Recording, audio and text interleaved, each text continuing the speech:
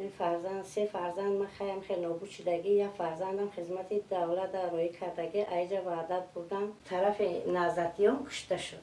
ای وعدت نابود شد. گفتم اومدم به وقتی که بالنیسا در اومدیم، همین بالنیسا در وقتی که در اومدن در همین 6 مردر مرا نشان دادن. وقتی 6 مردر نشان دادن رفتم که عینسکیوش خودم شناختم و میدبرد نشان دادن در من خودم پایین پاش یافتم.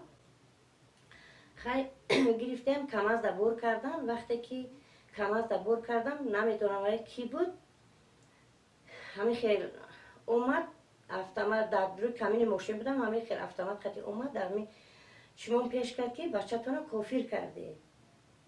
بعد من هیچ گفتن نتونستم و دکمیتوم در سر شپیدم. در سر وقتی که شپیدم دکمیتوم جمع کردن دیگه آدم آورد دادم من.